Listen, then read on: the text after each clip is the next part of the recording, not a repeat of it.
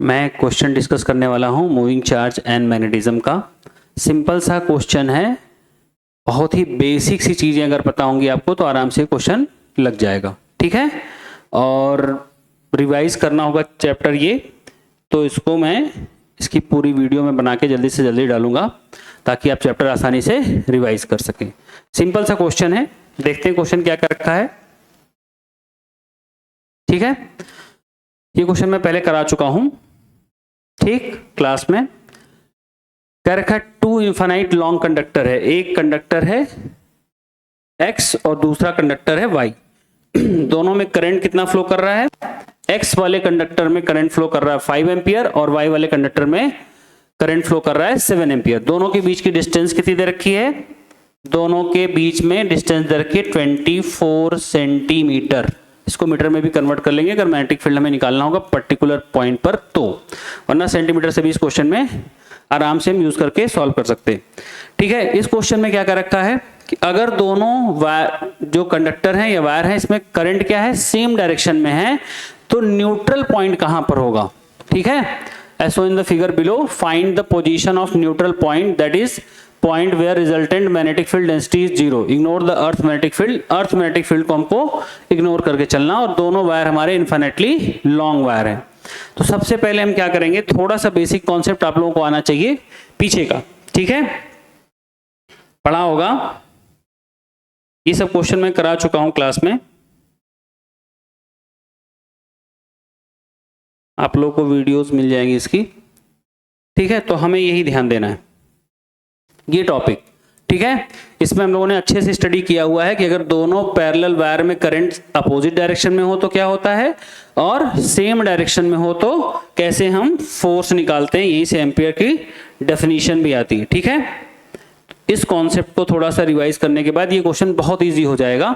और सिंपली क्या करना है हमको, अगर दोनों में देखो करंट इस वाले में भी इधर है, यहां पर भी इधर है, तो अगर हम इन साइड इस वायर के बीच में देखें, ठीक है, देखो यहां पर अगर वायर के इधर जाएंगे तो इस करंट की वजह से मैग्नेटिक फील्ड यहां पर क्या होगा, डॉट, और इसकी वजह से भी क्या होगा, डॉट। यहां तो न्यूट्रल पॉइंट होने से नहीं रहा राइट साइड में। ठीक है, लेफ्ट साइड में देखेंगे यहां पे करंट ऊपर की तरफ आउटसाइड मैग्नेटिक फील्ड है, इस वाले करंट की वजह से यहां पर मैग्नेटिक फील्ड वो भी आउटसाइड होगी, दोनों सेम डायरेक्शन में होंगे, तो नेट मैग्नेटिक फील्ड 0 होने से नहीं रहा। ठीक है, तो मैग्नेटिक फील्ड 0 कहां हो सकती है, between the wire X and Y के बीच में।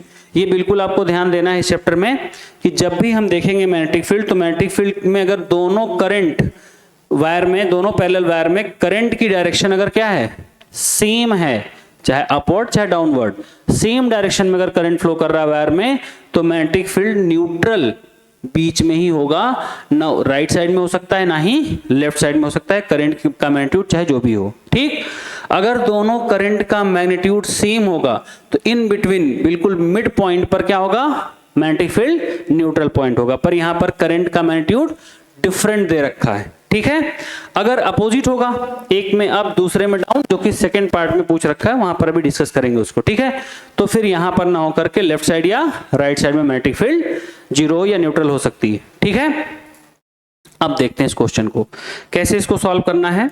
सिंपली बस क्वेश्चन को पढ़ना, रीड करना है, जो इन्फॉर्मेशन है उसको लिखना है, उसके बाद हमें लिखना है। सबसे पहले हम लोगों ने सोच लिया क्वेश्चन को देख करके कि सेम डायरेक्शन में है करंट, तो मैग्नेटिक फील्ड कहां होगी, इन दोनों वायर के बीच में कहीं भी 0 हो सकती है। तो हमने एक पॉइंट ले लिया अपने मन से, यहां पर P लिख लेंगे, let P be the point between conductor X and Y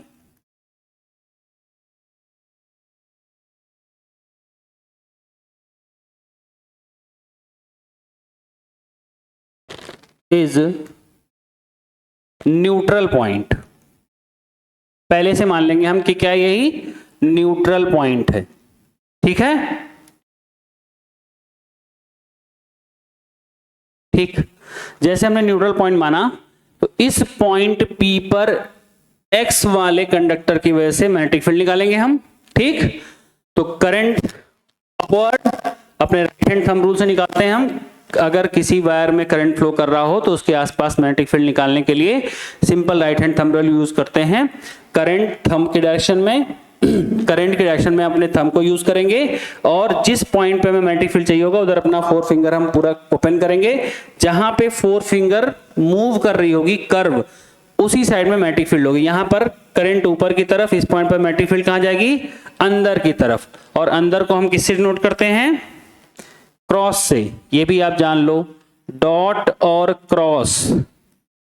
dot मतलब आउटवर्ड, क्रॉस मतलब इनवर्ड। इसको ऐसे भी समझ सकते हैं जैसे एरो होता है तीर धनुष वाला, तो एरो जो होता है, जब एरो हम देखते हैं तो सामने से अगर एरो आ रहा होता है, जैसे इसी पेन को देख लो, तो ये पेन अगर आपके सामने आ रही है तो आपको डॉट की तरह दिखेगा।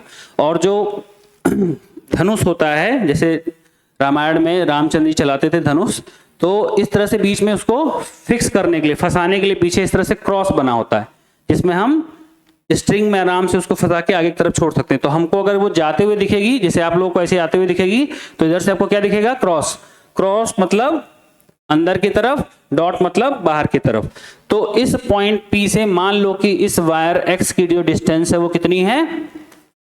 X है। और Y वाले वायर से जो डिस्टेंस होगी वो कितनी हो जाएगी? इसको मीटर में कन्वर्ट कर लें या as it is 24 minus x centimetre में रख लें, कोई इशू नहीं, कोई दिक्कत नहीं। ठीक है, देखते हैं क्या लिखेंगे हम। Magnetic field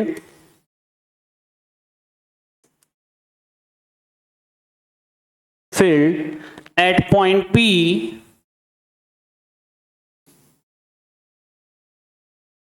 due to conductor या ड्यू टू करंट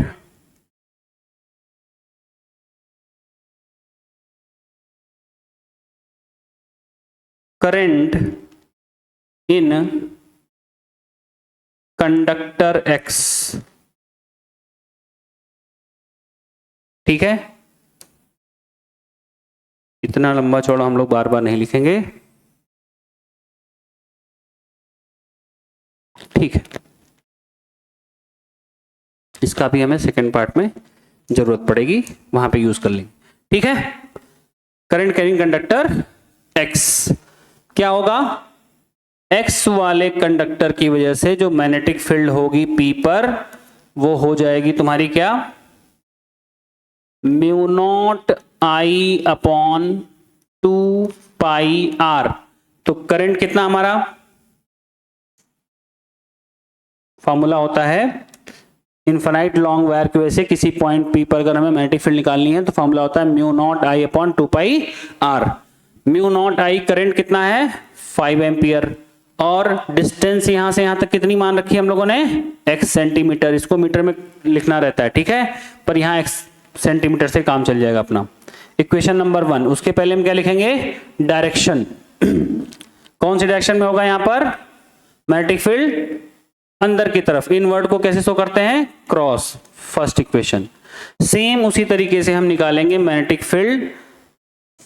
ठीक है, magnetic field at a point P due to a current carrying current in conductor Y। Y वाले में जो करंट फ्लो कर रहा है उसकी वजह से हम P पॉइंट पर निकालेंगे मैग्नेटिक फील्ड। तो इसमें करंट कहां जा रहा है? अपवर्ड। यहां पे फिंगर अपना ओपन करेंगे और जहां पे आएगा, कहां पे आएगा? बाहर की तरफ। ठीक है, आउटवर्ड। आउटवर्ड आएगा तो उसको डॉट से यूज करेंगे हम। क्या आएगा? Y वाले वायर की वजह से magnetic field at point P is equal to, फिर से वही फॉर्मूला म्यू नॉट, करंट की value 7 ampere upon 2 pi R, जो डिस्टेंस है वो कितनी है? 24 माइनस x। ठीक है, क्या होगा? डॉट। इक्वेशन नंबर 2 क्लियर है?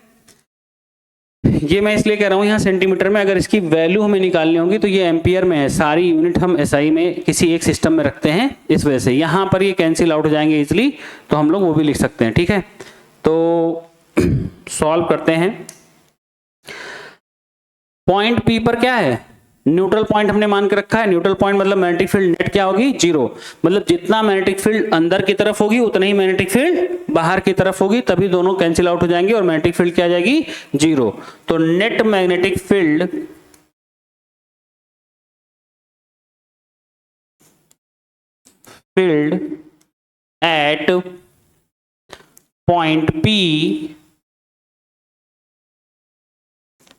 एट पॉइंट P क्या होगी? इज 0। दोनों को इक्वल कर दें, दोनों का मैग्नीट्यूड इक्वल कर दें, ठीक है, क्योंकि डायरेक्शन पहले से अपोजिट है, या summation of magnetic field, net magnetic field क्या कर दें हम 0 पुट कर दें, ये भी कर सकते हैं।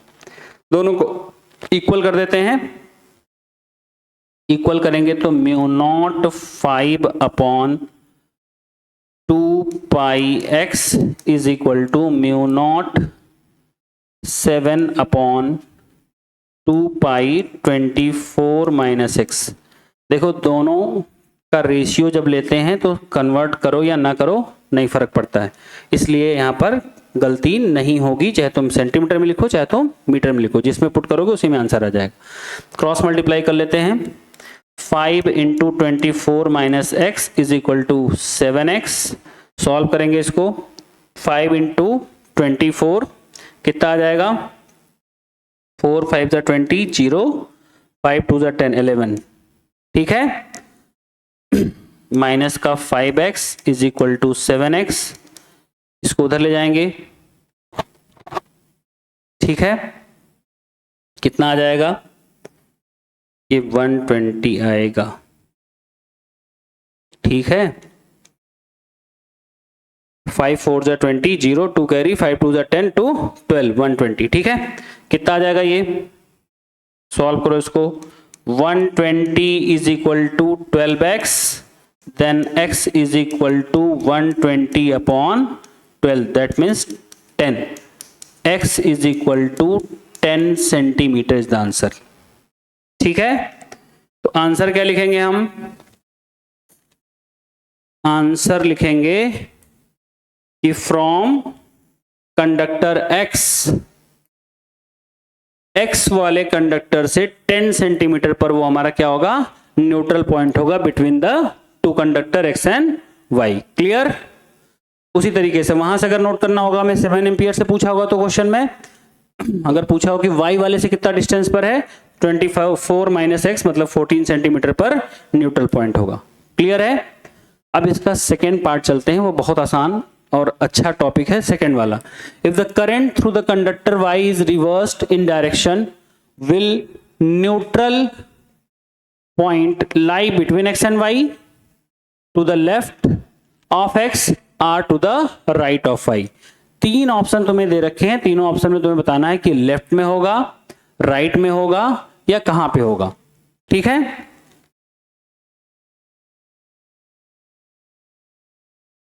ये फर्स्ट पार्ट है।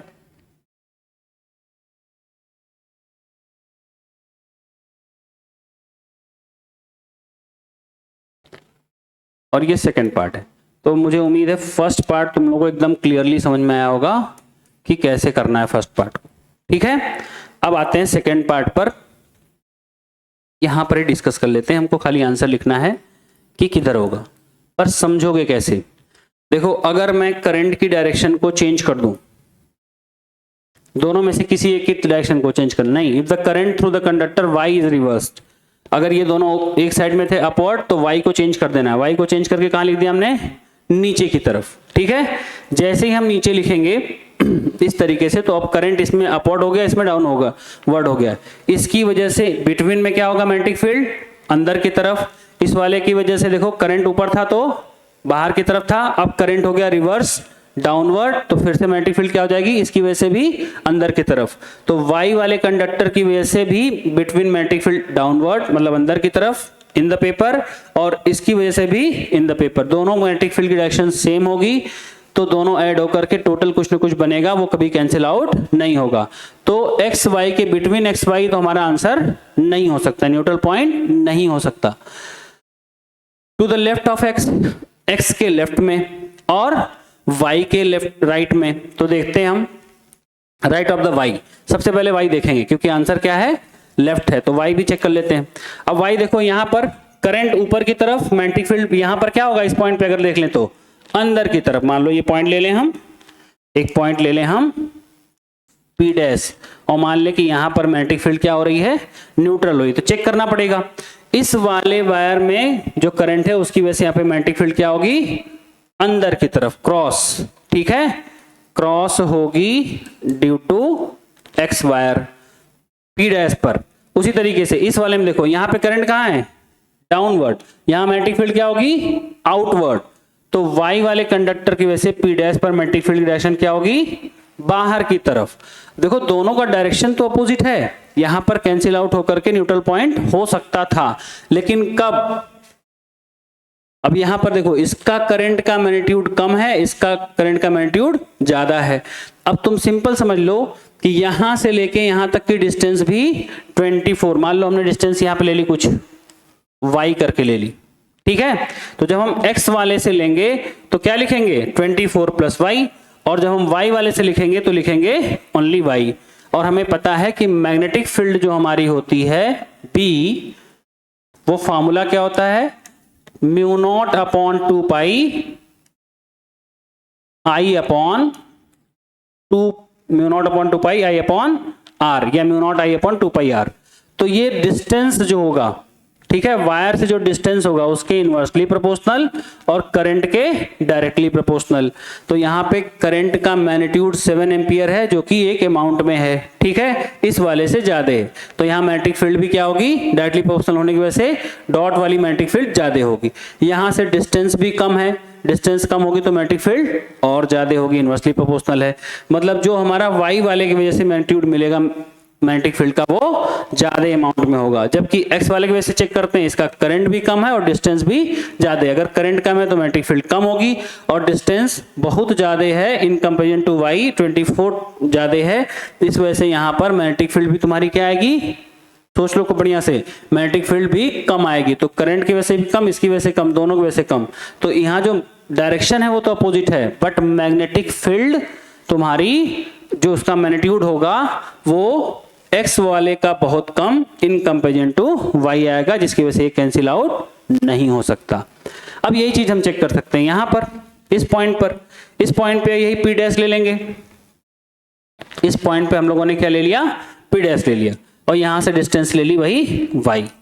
अब देखो ध्यान से, यहां पर अगर हम 7 एम्पियर वाले की वजह से देखें तो करंट डाउनवर्ड है, डाउनवर्ड करंट की वजह से हम जाकर के जब उस पी पॉइंट पे देखेंगे तो हमारा कहां जाएगा फिंगर, इन द बोर्ड, ठीक है। तो क्या आएगा, वाई वाले वायर की वजह से जो हमारा आएगा मैग्नेटिक फील्ड यहां पर, वो आएगा क्रॉस, ठीक है, और एक्स वाले की वजह से देखो जो आएगा हमारा, वो आएगा बाहर की तरफ डॉट आएगा। क्लियर है, बोलो। तो यहां पर भी डायरेक्शन देखो अपोजिट आई।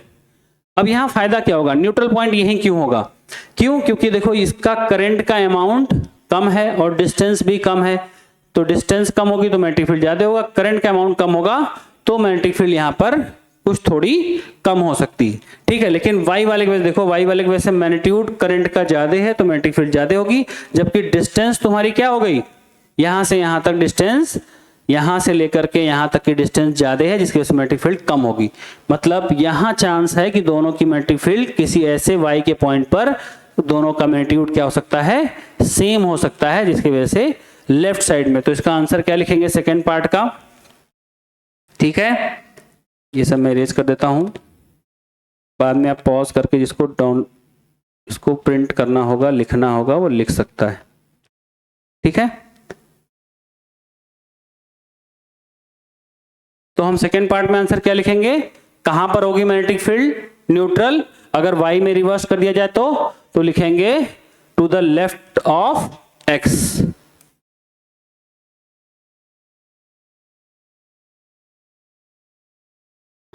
ठीक है, मुझे उम्मीद है कि ये समझ में आया होगा तुम लोगों को अच्छे से,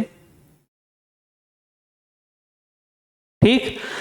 बिटवीन तो बिल्कुल जीरो नहीं हो सकती है, राइट में जीरो इसलिए नहीं हो रही है क्योंकि यहां पर दोनों का मैग्नीट्यूड कभी भी इक्वल नहीं होगा, चाहे एक्स को तुम चाहे जहां मूव करा लो, सॉरी वाई को डिस्टेंस को तुम चाहे जहां मूव करा लो इस डिस्टेंस को, ठीक है, क्योंकि हमेशा वाई से करीब में रहेगा, जिसकी वजह से मैग्नेटिक फील्ड का मैग्नीट्यूड ज्यादा होगा और इस वाले का मैग्नेटिक फील्ड हमेशा कम होगा। यहां जब इसके पास आएंगे तो इसकी वजह से जो मैग्नेटिक फील्ड होगा, इस वाले की वजह से जो मैग्नेटिक फील्ड होगा, एक्स वाले वायर की वजह से डिस्टेंस कम होने के साथ रेशियो दोनों का इक्वल हो सकता है, वहां से डिस्टेंस ज्यादा पड़ेगी, ठीक है, समझ गए, ओके, ठीक है। तो इस वीडियो को यहीं खत्म करते हैं, ठीक, उम्मीद है समझ में आया होगा, एक बार फिर से रिवाइज करके देख लें तो क्लियर समझ में आ जाएगा, ठीक है। अगर नहीं समझ में आए तो कमेंट बॉक्स में डाल देना, मैं फिर से इसको एक्सप्लेन कर दूंगा इस क्वेश्चन को, खास करके सेकंड वाले पार्ट को। हम ये 1 नंबर का क्वेश्चन है इसलिए इस पे बहुत ज़्यादा टाइम नहीं दे रहे हैं, नहीं तो इसको आराम से हम चाहें तो इसका वैल्यू लेकर के सॉल्व कर करके y की वैल्यू भी निकाल सकते हैं, वो नहीं आएगी y की वैल्यू उधर, ठीक है। y हमेशा नेगेटिव में आ जाएगा इस साइड, यहाँ पर एग्जैक्ट वैल्यू भी हम निकाल सकते हैं, ठीक है। Okay, thank you.